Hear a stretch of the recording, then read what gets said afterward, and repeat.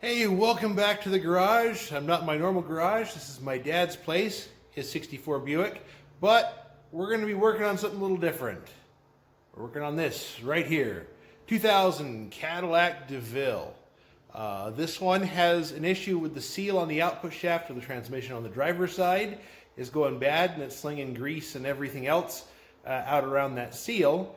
Apparently these cars are a little notorious for having an issue on the driver's side specifically.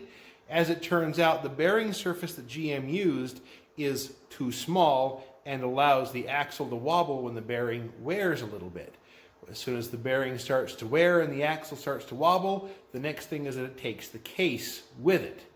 So the correct GM way to fix it is to take the engine and transmission out, take the transmission apart, knock the bearing out and put a new one in. Now that doesn't necessarily solve the problem of there still being not enough bearing, area there, but there's a company called Fitzall. They're by Tech Pack USA. They've come up with a nice solution for this. That means I don't have to take the engine and transmission out of this. We can fix the problem, support the bearing that's already there, add more bearing surface, and basically take care of this and be done with it. So I'm going to turn the camera around. I'll show you the parts we got, and we'll talk about what's going to be going on with this thing.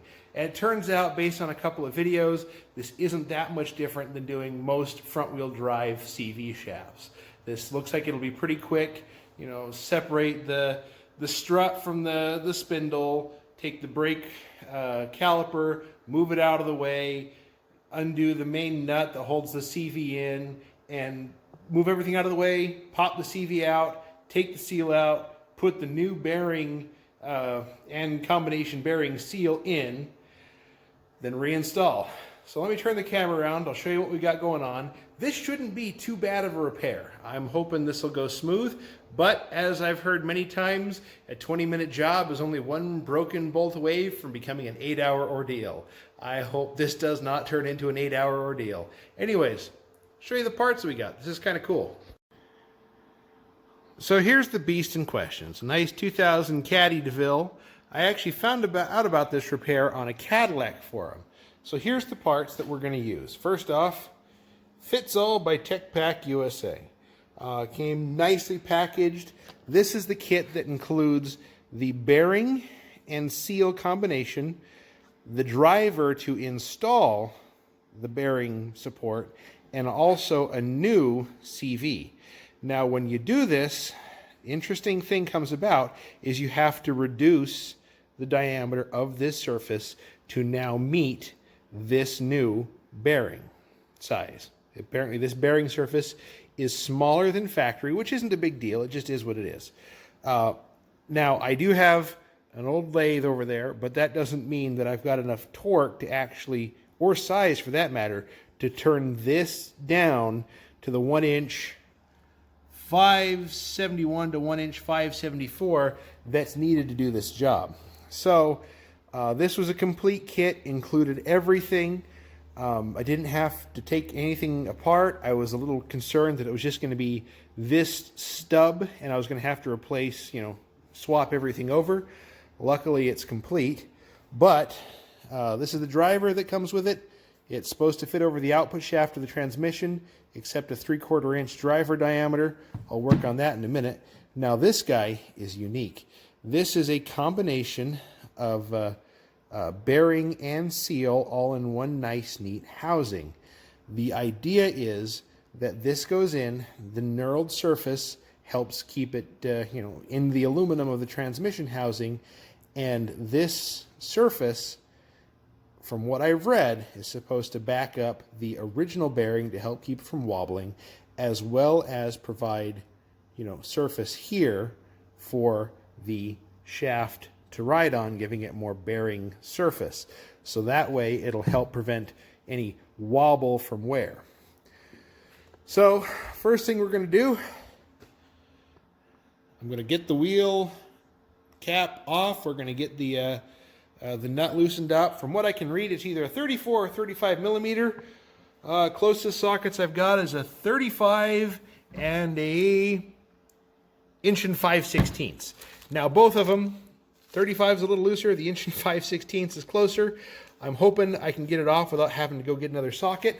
We're going to find out what happens. I'll let you know along the way. So, let's have some fun. I'll bring you on this adventure. You'll see updates along the way. All right, wheels off. That's the easy part. The inch and 5/16 and 34 millimeter are extremely close. So the inch and 5/16 socket that I had worked great. Got that guy knocked free.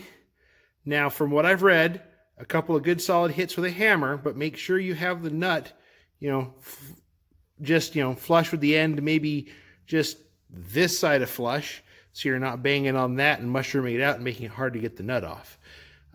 We've got the caliper bolts. There's one there, one down there. The other things I've read is that we take these two guys out, jack up the control arm a little bit, pop those guys out, and set things kind of down and out of the way a little bit. You don't have to let it all flop, just out a little bit. So that way you can push the CV axle stub through, and then way back in there is where we're headed. We're going to pop that guy free, and hopefully it comes out nicely. You can see all the glop and gook that it's spreading all over the place. So we're going to get the caliper free, hit that, loosen those, jack it up, pop those free, flop everything out, and then I'll let you guys know what it looks like when you get to that far. Alrighty, quick programming note. Those nuts are 24 millimeter. This is the one that held the brake rotor on. It's a 15. So, 15 millimeter, 24 millimeter, 34 would probably be right, but my inch and 5/16 worked great. I did take a C-clamp to compress the caliper, which I'm holding up out of the way with a couple of zip ties. So, I'm going to put the jack under the control arm, release the pressure on those little guys, and get it cleared out so we can get to the CV back there. All right, the disassembly process is complete, and I have to admit it was a little brutal. The spindle's aluminum, the bolts are steel, that's steel, so getting those guys out had a bit of galvanic corrosion going on that I had to use some Croil or choose your penetrating oil of choice.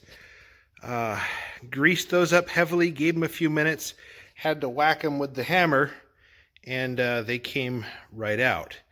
Now, you'll notice the CV is out. I actually wound up pulling it apart in two pieces. I grabbed hold of the main shaft, gave it a yank just to get it out of my way, because it was wrecked anyways. And the stub, that guy right there, that's the output shaft of the transmission into the CV, and it goes into the other end, and that's the end that connects to the wheel.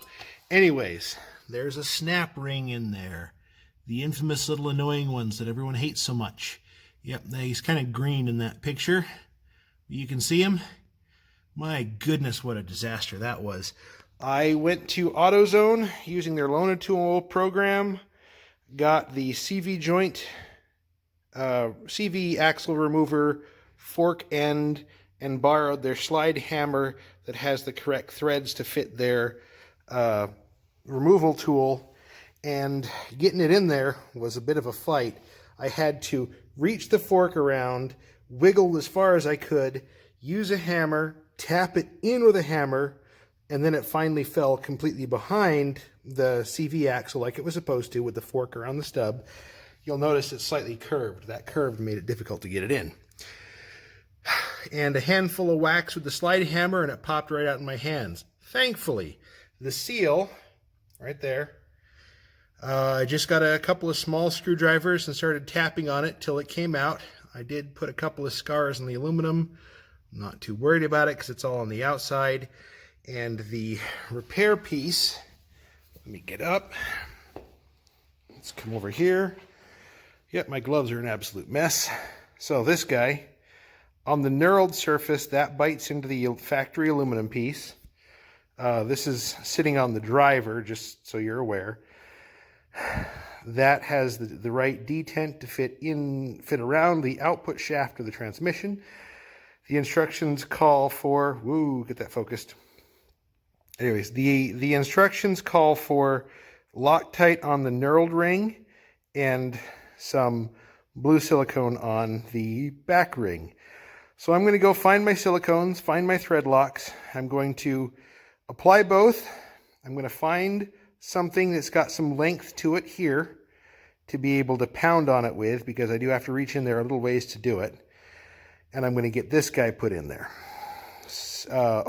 Other programming note, I did take the sway bar end link off. It let me push the, right there, it let me push the lower control arm down a little bit further. And my brake caliper's hanging there. That's great. So I did do that. It gave me a little bit more room to get the axle out. I tell you, this thing is a bit tight to work on, I got to admit.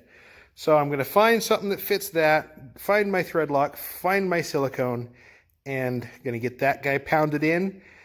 And install is reverse assembly. That goes into the output shaft, that goes into the hub, and put everything back together. Really, this isn't that many bolts. I mean, I've got 2 there for the spindle. I got the brake caliper bolts, one's there, the nuts that go with those guys over there, and I swear I took something else off. Yeah, the sway bar end link. So not that many parts in this. It's just a lot of work, especially if things are froze up a little bit. Now, I did see some sources that say you can get the CV axle out of the transmission with a pry bar. I had no such luck. Your mileage may vary. Give it a try before you go rent the tool. If you can get it out, great. If not, no big deal. So I'm going to get things put in. I'll show you what it looks like after I get that drove in, so you can all see what it looks like, and we'll go from there. So the advantage to having a lathe, that little guy way over there.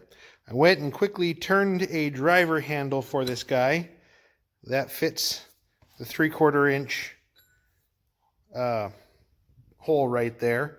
So I'm going to goop it up. I'm going to smack it in. All right, I screwed up. I said I was going to show you what it looked like after it got in.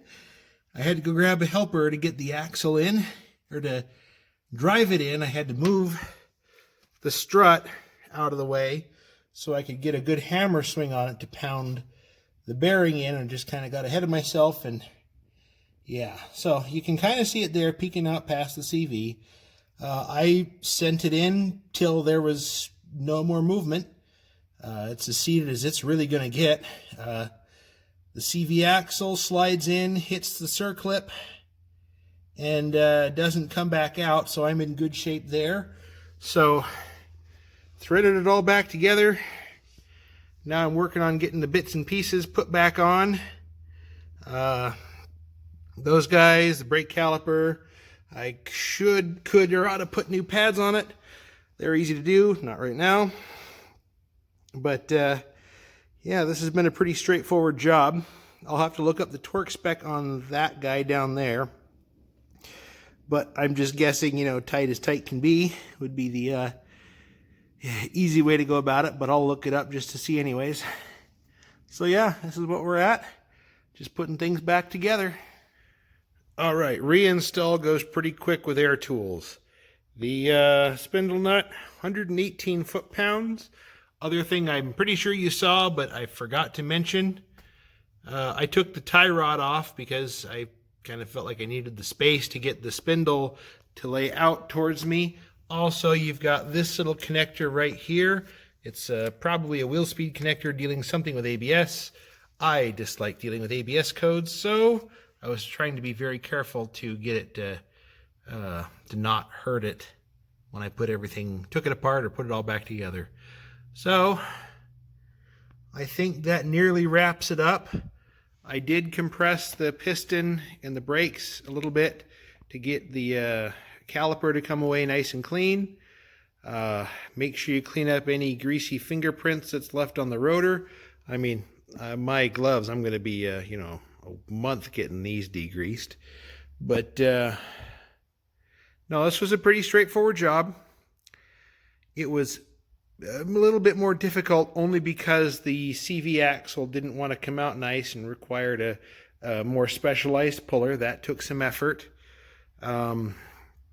This isn't that hard as long as you realize it's just nuts and bolts, and it's in an awkward position. So I'd say by all means you need to do it, and you got the tools, and you feel like you want to dig into it, by all means go for it.